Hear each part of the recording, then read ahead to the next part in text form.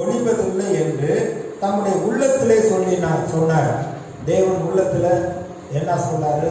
பகல் இரவு இந்த பூமி இருக்கிற வரைக்கும் அந்த பூமியில பகல் இரவு இருக்கும்.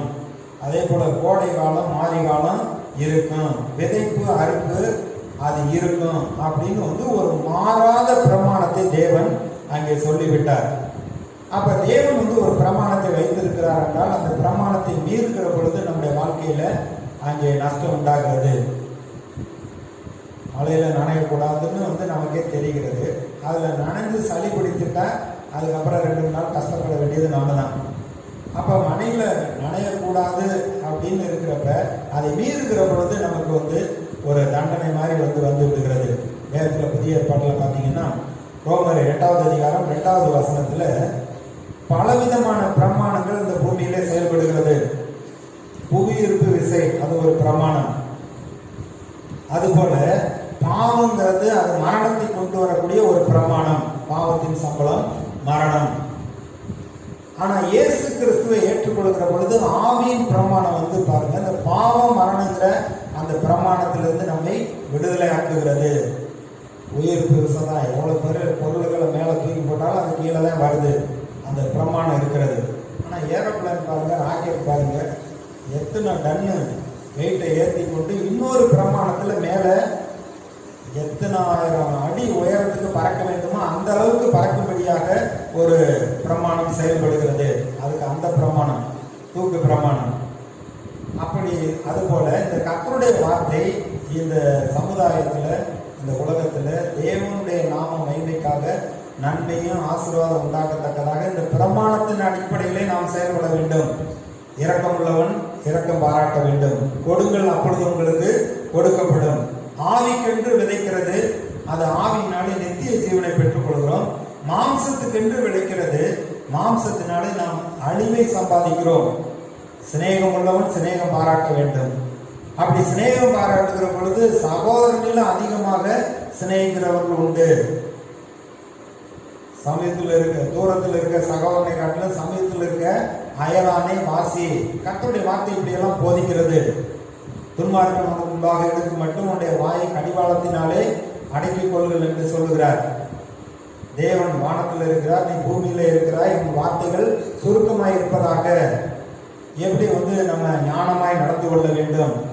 உன் வாயின் வார்த்தையினாலே பிடிபட்டாய், உன் வார்த்தையினாலே நீ சிக்குண்டாய் என்றெல்லாம் சொல்லுகிறார்.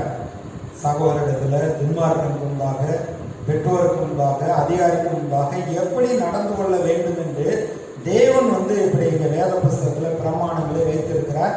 அதை அறிந்து கொண்டு அந்த பிரமாணத்தின்படி நாம் செய்கிற பொழுது நம்முடைய வாழ்க்கையில மிகுந்த பலன் உண்டாயிருக்கும். தேவன் சொல்றப்ப அங்கே அநேக பிரமாணங்கள்ல ராஜரீக பிரமாணம் 2 மணி நேரத்துக்கு முன்பாக நம்ம பார்த்தோம். ராஜரீக பிரமாணம், கிறிஸ்துவின் பிரமாணம், சுயாதீன பிரமாணம், இப்படி அநேக பிரமாணங்களை கர்த்தர் நமக்கு சொல்லி இருக்கிறார். அப்ப கிறிஸ்துவுக்குள் இருக்கிறப்ப கிறிஸ்து என்னென்ன போதித்து இருக்கிறாரோ அதன்படி செய்கிற பொழுது நம்ம கிறிஸ்துவின் பிரமாணத்துக்குரியவர்களாக இருக்கிறோம். ஆவியானவரை அனுப்பி இருக்கிறார். அந்த ஆவியானவர் நம்மை போதித்து சகல சத்தியத்துக்குள் நடத்துகிறார். தீமைக்கு தீமை செய்ய வேண்டும், கண்ணுக்கு கண், பல்லுக்கு பல், கைக்கு கை என்று பழைய ஏற்பாட்டிலே மோசேயுடைய சட்டத்தில் சொல்லப்பட்டிருக்கு. ஒருத்தன் கையை உடைச்சிட்டான்னா அவனை அந்த எதிராளி அந்த கையை உடைச்சவனை கூப்பிட்டு அவன் கையை உடைச்சு விட்டா சரியா போச்சு போ அப்படின்னு மோசே சட்டம் சொல்லுகிறது. ஆனா ஆண்டவர் புதிய ஏற்பாட்டில் வருகிற பொழுது கிருபை உள்ளவரா, அவங்க எவ்வளவுதான் அவங்களுக்கு நஷ்டத்தை உண்டாக்குனாலும் தீமையை நன்மையினாலே வெல்ல என்று சொல்லுகிறார். கர்த்தர் நான் பதில் செய்வேன் என்று சொல்லுகிறார். அப்ப தேவனுடைய பிரமாணம் இந்த கர்த்தருடைய வார்த்தையை அதை நம்ம அதன்படி செய்கிற பொழுது பாருங்க நம்முடைய வாழ்க்கையில நன்மையும் ஆசீர்வாதம் தான் உண்டாகும். இந்த வேத புஸ்தகத்தை நாம் கை கொள்ளுகிறதுனால நமக்குள்ள மிகுந்த பலனை நம்முடைய வாழ்க்கையில கொண்டு வரக்கூடியதா இருக்கிறது. அது மாத்திரமல்ல, இந்த பூமியில உறவுகள்ல நம்ம இருக்கிறோம்.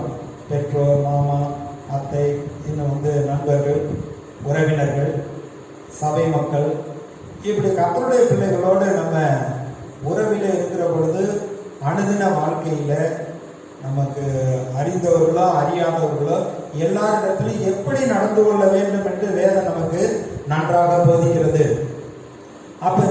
கர்த்தருடைய வார்த்தையை கேட்டு அதன்படி நம்ம நடக்கிற பொழுது எல்லா தீங்குகளுக்கு விலக்கி நாம காக்கப்படுகிறோம். ஒரு பகுதியை நான் வாசிக்கிறேன். நீதிமொழிகள் 4வது அதிகாரம் 10வது வசனத்திலிருந்து, என் மகனே கேள், என் வார்த்தைகளை ஏற்றுக்கொள், அப்பொழுது உன் ஆயுசின் வருஷங்கள் அதிகமாகும்.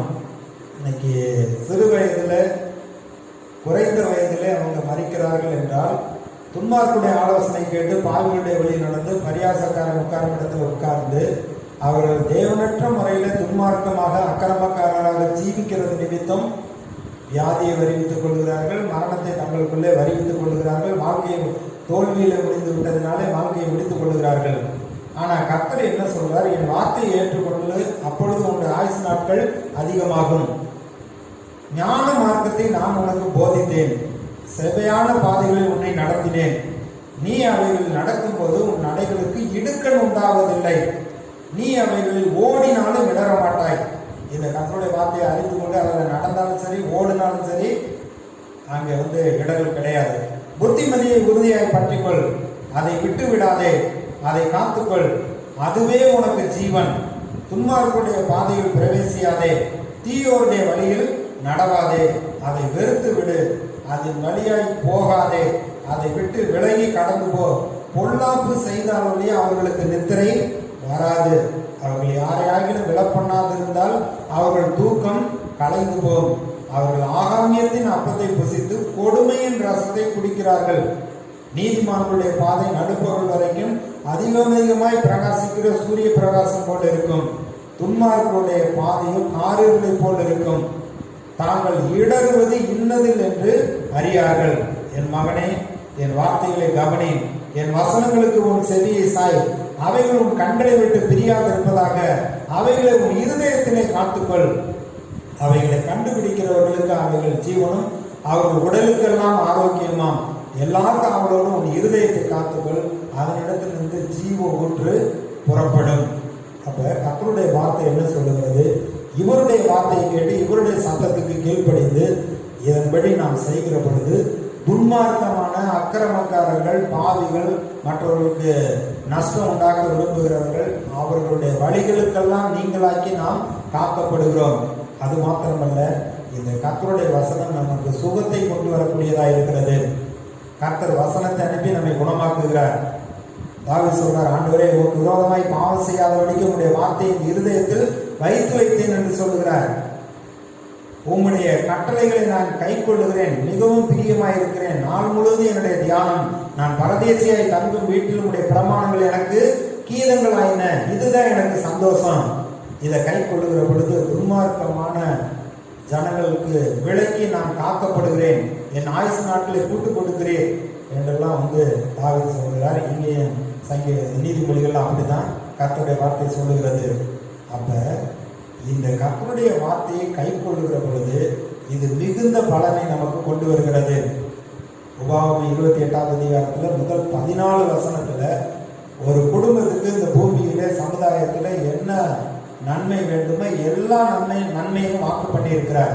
தேவனாகிய கர்த்தருடைய சத்தத்துக்கு உண்மையாய் செவி கொடுப்பாயானால் இப்பொழுது சொல்லப்படும் ஆசீர்வாதங்கள் எல்லாம் உண்மையில் உனக்கு பலிக்கும். கற்பத்தின் கனி, ஆடுகளின் பெருக்கம், மாடுகளின் பெருக்கம், அதே போல தீமை உன்னை அணுகாது, நீ கையில் செய்கிற வேலைகளை ஆசீர்வதிப்பாய், நீ அநேக ஜாதிகள் கடன் கொடுப்பாய், கடன் வாங்காது இருப்பாய், கர்த்தர் உன்னை கீழாக்காமல் மேலாக்குவார், நீ வாளாகாமல் தலையாய் இருப்பாய், கர்த்தருடைய நாமத்தை அறிவிக்கப்பட்டது பூமியின் ஜனங்கள் கண்டு பயப்படுவார்கள் என்று தேவன் தம்முடைய வார்த்தையை கனம் பண்ணுகிற வாழ்க்கையை, குடும்பத்தை கர்த்தருடைய மேன்மையாக வைப்பேன் என்று வாக்கு பண்ணியிருக்கிறார். இந்த சத்தியத்தை நாம் அறிந்து கொண்டு இதன்படி நாம் செய்கிற பொழுது நம்முடைய வாழ்க்கையில மிகுந்த பலனை கொண்டு வருகிறது, நன்மையை கொண்டு வரக்கூடியதாக இருக்கிறது. கர்த்தருக்கு நாம் நன்றி சொல்வோம். நல்ல தேவனே, நாங்கள் ஸ்தோத்தரிக்கிறோம். இந்த வார்த்தைகளுக்காக உமக்கு நாங்கள் நன்றி சொல்கிறோம். ஆண்டவரே, எங்களுடைய மனக்கண்களை திறந்தீர், அதற்காக நன்றி. எங்கள் இருதயத்தில் இந்த வார்த்தைகளை நீர் வைத்திருக்கிறீர், அதற்காக நன்றி. கர்த்தருடைய வார்த்தையை எப்பொழுது எங்களுக்கு முழுவாக வைக்கிறோம். நீர் எங்களுடைய வலது வாசத்தில் இருக்கிறபடியாக நமக்கு நன்றி. எங்களை வெற்றியின் பாதையிலே, நன்மையின் பாதையிலே, ஜீவ பாதையிலே ஆண்டவரே நடத்துவேன் என்று வாக்கு பண்ணி இருக்கிறீர், அதற்காக நாங்கள் நன்றி சொல்கிறோம். எங்கள் ஆயுசு நாட்களை பெருகப்படுவேன் என்று சொல்லியிருக்கிறேன். நீடித்த நாட்களால் திருப்தி ஆக்குவேன் என்று சொல்லியிருக்கிறேன். பாழாக்கும் கொள்ளை நோக்கி தப்புவிப்பேன் என்று சொல்லியிருக்கிறேன். எங்கள் தலைகளை உயர்த்துவேன் என்று சொல்லியிருக்கிறேன். நன்மையினால் எங்கள் வாயை திருப்தி ஆக்குவேன் என்று சொல்லியிருக்கிறேன். ஆண்டவரே, நமக்கு நாங்கள் நன்றி சொல்கிறோம். இந்த வாக்குத்தத்தங்கள்லாம் எங்களுடைய வாழ்க்கையில வந்து பலிக்கட்டுங்க தாவே. சங்கீதம் 19 சொல்லி இருக்கிறபடி உங்களுடைய வேதத்தை நாங்கள் நேசித்து அதை ஆண்டவரை அறிந்து கொண்டு புரிந்து கொண்டு அதன்படி செய்கிற பொழுது நாங்கள் எச்சரிக்கப்படுகிறோம். இந்த வார்த்தைகளை கை கொள்கிறதுனாலே மிகுந்த பலன் உண்டாயிருக்கும் என்று சொல்லியிருக்கிறேன். அதற்காக நாங்கள் நன்றி சொல்கிறோம். ஆண்டவரே, ஆண்டவரே, இந்த நன்மைகள்லாம் எங்களுடைய வாழ்க்கையில வந்து பலிக்கட்டும். எங்கள் சபை மக்களுடைய வாழ்க்கையில வந்து பலிக்கட்டுங்க தாவே. நீர் கூட இருந்து ஆசீர்வதித்து பாதுகாத்து நடத்தும்படியாக நாங்கள் ஜெபிக்கிறோம். உமக்கு நாங்கள் மகிமை செலுத்துகிறோம். இயேசுவின் நாமத்தில் ஜெபிக்கிறோம் எங்கள் நல்ல பிதாவே. என் ஆத்மாவே கர்த்தரை ஸ்தோத்திரி, என் முழு உள்ளமே அவருடைய பரிசுத்த நாமத்தை ஸ்தோத்திரி.